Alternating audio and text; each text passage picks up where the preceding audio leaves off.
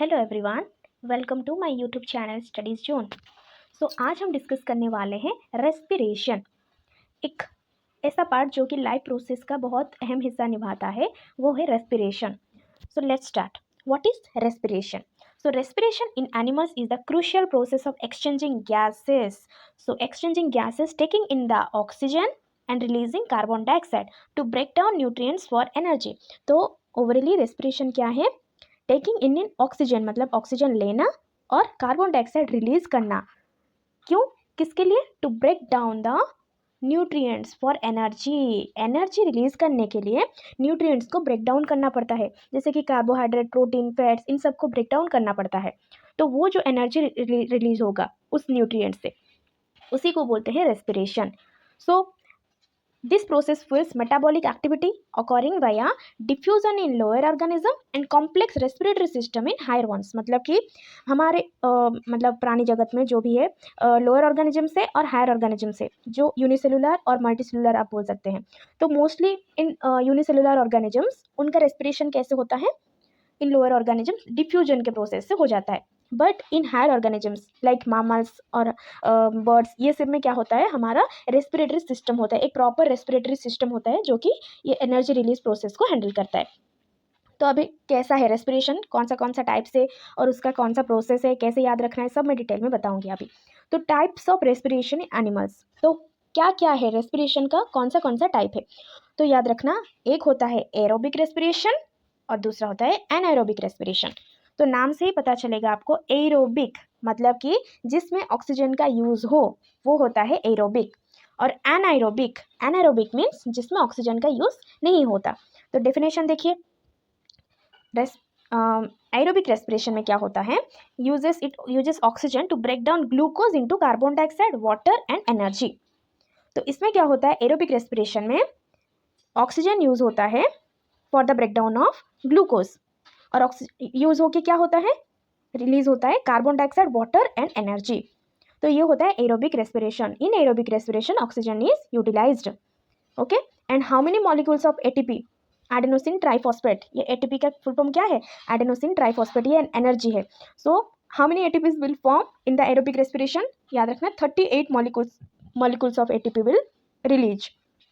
So it is commonly used by most animals. Most of the animals including humans also, we have the aerobic respiration process. Okay, again repeat कर रही हूँ, aerobic respiration में क्या होता है? Oxygen use होता है, aerobic में ऑक्सीजन यूज होता है to break down the glucose, और ग्लूकोज ब्रेक डाउन होकर क्या क्या निकलता है? Carbon dioxide, water and energy. So ये एग्जाम में मोस्ट टाइम क्वेश्चन आता है कि how many molecules of ATP will release in the aerobic respiration? So answer क्या है? 38 molecules of ATP will release in the aerobic respiration, और ये common किसमें है?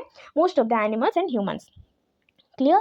देन आता है एनारोबिक रेस्पिरेशन। सो एनारोबिक रेस्पिरेशन में क्या बोली? एनारोबिक में without the oxygen, in the absence of oxygen. Aerobic में ऑक्सीजन प्रेजेंट होता है, एनारोबिक में ऑक्सीजन प्रेजेंट नहीं होता है। तो एनारोबिक में ऑकर्स विदाउट द ऑक्सीजन, ये पॉइंट याद रखना, without the oxygen, often in lower organisms. Lower organisms, mostly in the unicellular organisms क्या होता है? वो बिना ऑक्सीजन के ही वो उनका रेस्पिरेशन प्रोसेस कंप्लीट करते हैं। और समटाइम्स इन एक्सेप्शनल केसेस क्या होता है? स्पेसिफिक टिश्यू जैसे कि मसल फैटिग हो गया, वो होता है, उसमें क्या होता है? प्रोड्यूसिंग लैक्टिक एसिड और अल्कोहल एंड लेस एनर्जी। तो मसल कंट्रैक्शन हो जाता है हमारा, मसल फैटिग हो जाता है, उसमें एनारोबिक प्रोसेस में, एनारोबिक रेस्पिरेशन में क्या होता है? लैक्टिक एसिड प्रोड्यूस करता है। This is the exceptional case. In humans also it will occur, but it is the most exceptional case. But क्या होता है? Mostly in the lower organisms, ये फोकस करना, लोअर ऑर्गेनिजम्स में क्या होता है? एनारोबिक रेस्पिरेशन होता है, और मोस्ट एनिमल्स एंड ह्यूमंस में क्या होता है? एरोबिक रेस्पिरेशन होता है। तो ये समझ में आ गया, what are the types of respiration? Aerobic respiration, anaerobic respiration. Aerobic में ऑक्सीजन के प्रेजेंस से होता है, एनारोबिक में ऑक्सीजन के एब्सेंट में होता है। Clear? Then comes to the respiratory organs and mechanisms. Okay, अभी रेस्पिरेटरी ऑर्गन्स, तो ऐसा नहीं है कि हमारा रेस्पिरेटरी सिस्टम और सबका मतलब एनिमल्स का भी सेम ही रेस्पिरेटरी सिस्टम है, ऐसा कोई नहीं है। तो सबका अलग अलग रेस्पिरेटरी ऑर्गन्स होता है। जैसे कि पहला आ गया हमारा लंग्स, ठीक है, पहला आ गया लंग्स। तो in the terrestrial animals like जो भी लैंड में रहते हैं, जैसे कि मम्मल्स हो गया, बर्ड्स हो गया, रेप्टाइल्स हो गया, हैव देयर लंग्स। हमारे पास क्या है? लंग्स है टू एक्सचेंज द गैसेस। और एक्सचेंज गैसेस हम कैसे करते हैं? Inhale and exhale. इनहेल से हम लेते हैं और एक्सेल से छोड़ते हैं। तो इनहेल एंड एक्सेल का ये दोनों का प्रोसेस किस में होता है, हमारा लंग्स में। तो ये याद रखना है आपको, terrestrial animals like mammals, birds and reptiles have the lungs to exchange the gases. Yes, तो लंग्स किसके पास है, mammals, birds and reptiles. Then comes to the gills. अभी आ गया गिल्स। ये होता है मोस्टली एक्वाटिक एनिमल्स में। ये हो गया टेरेस्ट्रियल एनिमल्स में लंग्स हो गया। अभी एक्वाटिक एनिमल्स में जो भी पानी में रहता है, मोस्टली जो भी पानी में रहता है उसके पास क्या होता है, गिल्स होता है। गिल्स क्यों होता है, एक्वाटिक एनिमल्स क्या करते हैं, जो जो वाटर में डिजॉल्व ऑक्सीजन है वो लेते हैं। ठीक है, देखो why they have gills, that to absorb dissolved oxygen from the water में जो dissolved oxygen रहता है वो लेते हैं गिल्स के थ्रू। कौन, एक्वाटिक एनिमल्स। तो लंग्स हो गया टेरेस्ट्रियल एनिमल के लिए, गिल्स हो गया एक्वाटिक एनिमल के लिए, हो गया। अभी और एक है स्किन। अभी और एक है क्या है, स्किन। तो स्किन क्या है, earthworms and amphibians use their most moist skin for direct gas diffusion. तो स्किन से कौन कौन करता है, देखो अर्थवर्म और एम्फीबियंस लाइक फ्रॉग्स, जो कि एम्फीबियंस मतलब जो लैंड में और वाटर में बोथ में सर्वाइव कर सकते हैं, वो होते हैं एम्फीबियंस। तो मोस्टली अर्थवर्म्स और एम्फीबियंस का रेस्पिरेटरी ऑर्गन क्या है, स्किन है, for the direct exchange of gases, ठीक है, through the process of diffusion, हो गया। देन आता है ट्रैकियल सिस्टम। ट्रैकियल सिस्टम ये होता है इंसेक्ट्स के लिए, जो भी इंसेक्ट्स के लिए, जैसे कि ग्रासोफर हो गया, जैसे कि ग्रासोफर हो गया, uses spiracles and trachea to transport oxygen directly to the tissue. देखो इसका और कुछ नहीं होता, मतलब डायरेक्टली ये जो लेते हैं एक्सचेंज ऑफ गैसेस करते हैं, डायरेक्टली टिश्यू को ही ले जाते हैं। बट हमारा कॉम्प्लेक्स सिस्टम है, रेस्पिरेटरी सिस्टम कॉम्प्लेक्स है, स्टेप बाय स्टेप होता है। बट इनका क्या होता है, ऑक्सीजन क्या करता है, transport oxygen directly to the tissue, ये याद रखना है। ट्रैकियल सिस्टम में जो भी वो यूज़ करते हैं स्पायरकल्स एंड ट्रकिया, ये ट्रांसपोर्ट करता है oxygen directly to the tissues. Okay, ये एग्जाम में क्वेश्चन आता है कि grasshopper has which respiratory organ to transport the oxygen, so they have the spiracles and trachea. Okay, spiracles and trachea. so insects के लिए हो गया trachea, ठीक है। और एक बात बोल देती हूँ, लंग्स टेरेस्ट्रियल एनिमल्स के लिए लंग्स होता है, टेरेस्ट्रियल एनिमल्स के लिए गिल्स होता है, एक्वाटिक एनिमल्स के लिए, और स्किन हो गया अर्थवर्म और एम्फीबियन के लिए, और ट्रैकियल सिस्टम हो गया इंसेक्ट्स के लिए। ट्रैकियल सिस्टम हो गया इंसेक्ट्स के लिए, ठीक है। अभी आया cell membrane. Single celled organisms like amoeba exchange gases through their body surface by diffusion. तो अमीबा क्या है, एक यूनिसेलुलर ऑर्गेनिज्म है। तो वो क्या करती है, direct exchange gases through their body surface by diffusion process में, एक उसका प्रोसेस होता है डिफ्यूजन प्रोसेस, उसमें वो डायरेक्ट एक्सचेंज ऑफ गैसेस कर देती है, ठीक है। वो होता है सेल मेम्ब्रेन से, हो गया। तो ये होता है रेस्पिरेटरी ऑर्गन्स। लंग्स हो गया टेरेस्ट्रियल एनिमल्स के लिए, गिल्स हो गया एक्वाटिक एनिमल्स के लिए, ट्राकिया हो गया इंसेक्ट्स के लिए, सेल मेम्ब्रेन हो गया अमोएबा, नहीं तो सिंगल सेल्ड ऑर्गेनिजम्स के लिए अमोएबा, सेल मेम्ब्रेन, ओके। देन हमारा आता है स्टेप्स इन रेस्पिरेशन। तो हमारा जो ह्यूमंस में रेस्पिरेशन का कौन सा स्टेप लगता है, कौन से स्टेप्स के थ्रू हमारा रेस्पिरेटरी सिस्टम कंप्लीट होता है। तो इसमें पहला पार्ट है breathing. First is breathing. Breathing में क्या क्या आता है, इनहेलेशन एंड एक्सहेलेशन। इनहेलेशन में क्या होता है, टू टेक द ऑक्सीजन, और एक्सहेलेशन में to remove the carbon dioxide, ठीक है। तो इनहेलेशन में क्या होता है, देखो diaphragm contracts and moves down, diaphragm contracts and moves down, intercostal muscles, wait 1 second, ये मोस्टली ये याद रखना है आपको। देखो डायफ्रागम कॉन्ट्रैक्ट्स, ये या वर्ड फिक्स करना है। इनहेलेशन में क्या होता है, डायफ्रागम कॉन्ट्रैक्ट हो जाता है, ठीक है, एंड मूव्स डाउन। ये एग्जाम में क्वेश्चन आता है कि ब्रीदिंग के प्रोसेस में इनहेलेशन में डायफ्राग्राम कॉन्ट्रैक्ट होता है या फिर रिलैक्स होता है। ये कॉन्ट्रैक्ट होता है और मूव्स डाउन, डाउन आता है, ठीक है। देन चेस्ट कैविटी में क्या होता है, वॉल्यूम इंक्रीज होता है, जैसे कि वो डायफ्राग्राम नीचे आ गया और चेस्ट कैविटी में वो पूरा हवा अंदर भर लेता है, ठीक है। एंड एयर रस in through the nose mouth into lungs, ताकि वो लंग्स तक जा सके। इनहेलेशन में वो इतना हवा भर देता है, इतना स्पेस वो क्रिएट कर लेता है ताकि ज़्यादा से ज़्यादा एयर उसके लंग्स में जा सके। तो ये क्वेश्चन आता है कि डायफ्राग्राम कॉन्ट्रैक्ट किस में होता है और डायफ्राग्राम रिलैक्स किस में होता है, ठीक है। यहाँ देखो एक्सहेलेशन में क्या होता है, muscle relax, chest cavity volume decreases, यहाँ इंक्रीज हुआ था, यहाँ डिक्रीज हुआ, ठीक है। And air is pushed out, ये एक्सहेलेशन में क्या होता है, बाहर चला जाता है, इनहेलेशन में अंदर आता है, ठीक है। इनहेलेशन में एयर अंदर आता है, एक्सहेलेशन में बाहर चला जाता है, ठीक है। ये होता है first step of the breathing, inhalation and exhalation. Inhalation means intake and exhalation means taken out, okay. Then next step है एक्सटर्नल रेस्पिरेशन। एक्सटर्नल रेस्पिरेशन में क्या होता है, that oxygen will transport from the lungs to the blood. ये term याद रखना है, lungs to the blood, lungs से ऑक्सीजन ब्लड में सप्लाई होता है। ठीक है, क्या होता है देखो, air reaches tiny air sacs called alveoli in the lungs surrounded by capillaries. Oxygen diffuses from alveoli into the blood and carbon dioxide diffuses from the blood into the alveoli to be exhaled. तो particularly क्या होता है, तो lungs में जो alveoli है, here only the actual diffusion of the gases or actual exchange of the gases will takes place. अगर exam में क्वेश्चन पूछेगा the actual exchange of gases will takes place where in the lungs, so the answer will be alveoli. alveoli में ही हमारा exchange of gases होता है। तो कैसे होता है, alveoli क्या करेगा, ऑक्सीजन को अब्जॉर्ब करेगा। तो oxygen diffuses from the alveoli, alveoli में अभी है, alveoli से कहाँ जाएगा, अभी ऑक्सीजन कहाँ जाएगा, alveoli into the blood, alveoli से ब्लड को जाएगा। देखो ये अगर ब्लड स्ट्रीम है, ठीक है, ये अगर ब्लड स्ट्रीम है, यहाँ पर है alveoli, तो alveoli क्या करेगा, यहाँ से जो ऑक्सीजन वो कलेक्ट किया है उसको ऑक्सीजन ब्लड में छोड़ देगा। ठीक है, ऑक्सीजन क्या करेगा, वो ब्लड में छोड़ देगा। अभी जो ब्लड सर्कुलेशन में जो भी कार्बन डाइऑक्साइड कलेक्ट किया है ब्लड ने, वो क्या करेगा, वो कार्बन डाइऑक्साइड वो alveoli को दे देगा। ठीक है, got it, again I am repeating. So alveoli में क्या होगा, जो ऑक्सीजन है वो डायरेक्ट ट्रांसपोर्ट कर देगा हमारे ब्लड स्ट्रीम को, ब्लड को ट्रांसपोर्ट कर देगा ऑक्सीजन, और जो ब्लड कैरी कर रहा है वो जो कार्बन डाइऑक्साइड, वो क्या करेगा, वो alveoli को दे देगा फॉर द एक्सेलेशन प्रोसेस। वो वही कार्बन डाइऑक्साइड हम एक्सेल करते हैं। ठीक है, तो ऐसा क्वेश्चन आएगा कि where the actual exchange of gases will takes place, then it will be alveoli.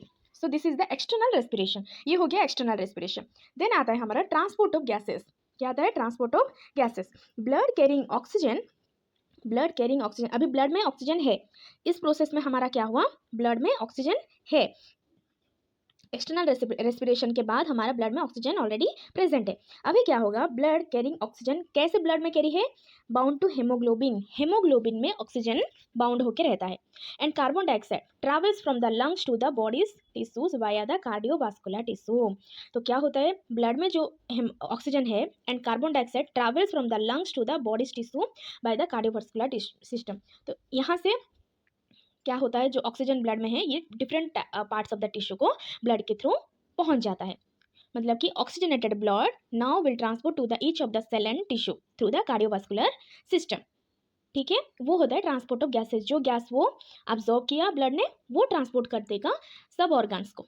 ठीक है, अगर ये ब्लड है, ये उसके पास ऑक्सीजन है, ये डिफरेंट पार्ट्स ऑफ ऑर्गन्स को और डिफरेंट पार्ट्स ऑफ टिश्यू को वो डिस्ट्रीब्यूट कर देगा, वही होता है transport of gases. This is very simple. Then internal respiration, internal respiration, अभी क्या होगा, ये पॉइंट देखो, ब्लड टू द टिश्यू, अभी ब्लड से टिश्यू को जाएगा, oxygen diffuses from the blood in the capillaries into the body cells और tissues, carbon dioxide moves from the cell into the blood to be carried back to the lungs. अभी यहाँ क्या होता है, internal respiration में oxygen diffuse होता है from the blood in capillaries in the body sales, blood से body cell में अभी जाता है, ब्लड से जो ऑक्सीजन है अभी डायरेक्टली टिश्यू और बॉडी सेल को जाता है। ठीक है, और जो भी कार्बन डाइऑक्साइड है वो रिमूव हो जाता है किसके through, carried back to the lungs, lungs को फिर से वापस चला जाता है ताकि वो एक्सेल होके बाहर आ सके। ठीक है, तो इंटरनल रेस्पिरेशन में आपको याद रखना है कि blood to the tissue, the oxygen will transport from the blood to the tissue, blood से लेके टिश्यू को जाता है। ठीक है, यहाँ पर क्या हुआ था देखो, एक्सटर्नल रेस्पिरेशन में लंग्स टू द ब्लड, ये पॉइंट देखो, एक्सटर्नल रेस्पिरेशन में lungs to the blood, lungs से ब्लड को गया है कि नहीं। अभी यहाँ देखो, ब्लड से इंटरनल रेस्पिरेशन में ब्लड से टिश्यू को गया, ब्लड से टिश्यू को गया, ये डिफरेंस याद रखना है। ठीक है, now come to the cellular respiration, अभी ईच सेल के पास अभी ऑक्सीजनेटेड ब्लड है, मतलब कि ऑक्सीजन गैस ईच सेल में अभी अवेलेबल है। नेक्स्ट क्या होगा, cells use the delivered oxygen in the metabolic reaction to produce energy ATP. अभी वो जो सेल के पास ऑक्सीजन है वो बहुत डिफरेंट टाइप्स ऑफ रिएक्शंस में हिस्सा लेके वो एनर्जी रिलीज करने में मदद करेगा। ठीक है, एनर्जी किसके फॉर्म में रिलीज होता है, एटीपी, याद रखना, energy will release in the form of ATP and releasing carbon dioxide as a waste product which then enters the blood stream. अभी वो ऑक्सीजन वो अब्जॉर्ब कर लिया, एटीपी रिलीज कर लिया, उसके बाद जो कार्बन डाइऑक्साइड वो वेस्ट मटेरियल की तरह बाहर आएगा, वो फिर से ब्लड स्ट्रीम को जाएगा और वो ब्लड स्ट्रीम फिर से लेके जाएगा लंग्स को, लंग्स के through out of the body हो जाएगा। Got it, so this is the cellular respiration. So this is the step, all the steps of the respiration. First आता है breathing, external respiration, then transport of gases, then internal respiration, cellular respiration.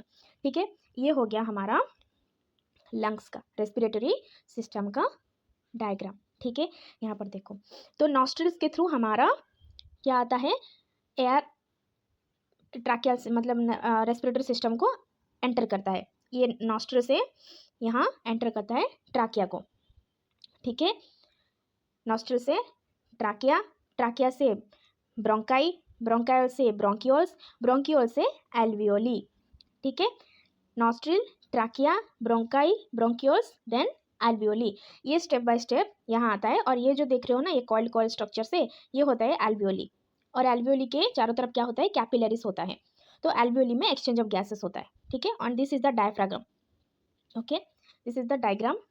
ये important है, मैं short cut trick बता दूंगी last में, air कैसे पास होता है हमारे नॉस्ट्रल से लेके एल्वियोली तक। ठीक है, ये होता है रेस्पिरेटरी सिस्टम। ये एक शॉर्ट डायग्राम है, जो फ्लो डायग्राम। तो रेस्पिरेटरी सिस्टम में क्या क्या इंपॉर्टेंट पार्ट्स, कौन सा इंपॉर्टेंट पार्ट्स हिस्सा लेते हैं। तो पहला आ गया लंग्स, एल्वियोली, ट्रैकिया, डायफ्रागम। ठीक है, लंग्स में क्या होता है, देखो oxygen and carbon dioxide. Lungs में क्या होता है, this is the main organ, and oxygen and carbon dioxide हमारे लंग्स को जाते हैं। ठीक है, और and bronchi and bronchi also related to the lungs only. Bronchi and bronchioles related to the lungs. Yes, then diaphragm.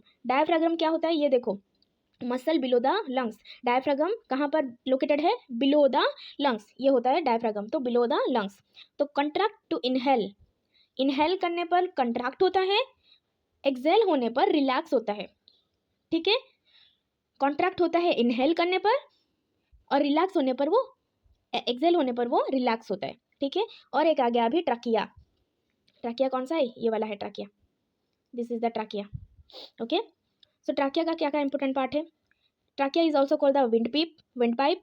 ठीक है, connects larynx to the bronchi, connects larynx to the bronchi. देखो यहाँ पर ट्रकिया और bronchi को connect करता है, लैरिंग्स और ब्रोंकाई को कनेक्ट करता है। ठीक है, तो trachea is the wind pipe, connects to the larynx to the bronchi and cartilage rings. Trachea has the cartilage rings. देखो यहाँ पर जो ये रिंग स्ट्रक्चर दिख रहा है, ये होता है cartilage rings. So trachea has the cartilage rings. ये 3 पॉइंट याद रखना है। ठीक है, now come to the alveoli. This is the main important part of the respiratory system. It is the tiny air sac. Alveoli are the tiny air sacs. Here the exchange of gases takes place and it is surrounded by the capillaries. ठीक है, ये full chapter ना इसी diagram में पूरा represent है। अब अगर अच्छे से ये वाला पढ़ लोगे, सारा याद रह जाएगा। लंग्स में क्या होता है, ऑक्सीजन एंड कार्बन डाइऑक्साइड का इन एंड आउट होता है। Bronchi and bronchioles also related to the lungs. Diaphragm क्या है, कॉन्ट्रैक्ट होता है इनहेल होने पर, रिलैक्स होता है एक्सहेल होने पर। और डायफ्रागम कहाँ है, below the lungs. Okay, then come to the alveoli. It is the tiny air sac. Here the gases takes place and exchange of gases takes place, and it is surrounded by the capillaries. And trachea क्या है, trachea is also called a windpipe and connects larynx to the bronchi and it has the cartilage rings. So this is the all flow chart और shortcut जैसे कि आप याद कर सकते हो। ठीक है, this is all about respiratory system. So मैंने बताया थी कैसे कैसे याद रखना है। यहाँ से लेके alveoli तक जो आता है ना, हमारा ट्रैकिया से लेके एल्वियोली तक जो आता है हमारा एयर, उसका शॉर्ट ट्रिक है, nice nose takes big breaths always. देखो, nice nose takes big breaths always. N for nostril, N for nostril, nose nice for nostril, nose for nasal cavity, takes for trachea, big for bronchi, breathes for bronchioles and always for alveoli. Okay, nice nose takes big breaths always. Nostrils, nasal cavity, trachea, bronchi, bronchioles, alveoli. ठीक है, फिर से यहाँ से देख लो diagram से। यहाँ होता है नॉस्ट्रिल्स, नॉस्ट्रिल से ये जो पाइप होता है नाजल कैविटी, नॉस्ट्रिल से आता है नाजल कैविटी, नाजल कैविटी से आता है ट्रैकिया, ट्रैकिया से आता है ब्रोंकाई, ब्रोंकाई से आता है ब्रोंकियोल्स, ब्रोंकियोल से आता है एल्वियोली, एंड होता है कहाँ पर, एल्वियोली। तो this is the short trick to recall how the air flows from the nostrils to the alveoli. Okay, and now the key difference between aquatic and terrestrial. aquatic animals and terrestrial animals के बीच क्या difference होता है, देखो aquatic animal means हम mostly consider करते हैं fish को. तो fish has the gills that extract oxygen from the water which is lower oxygen concentration then air, while land animals extract it from the atmosphere. Overly इसका meaning क्या है? aquatic animals लेते हैं oxygen, dissolved oxygen from the water, and whereas terrestrial animals like humans and animals, they are taking the oxygen from the atmosphere. So this is all about the respiratory system. Okay. सो मैंने तो पूरा detail में बता दिया है. अभी next class में हम इसका क्वेश्चन आंसर्स डिस्कस करेंगे. ओके. अगर ये वीडियो आपको अच्छी लगी है तो please subscribe my channel. Thank you.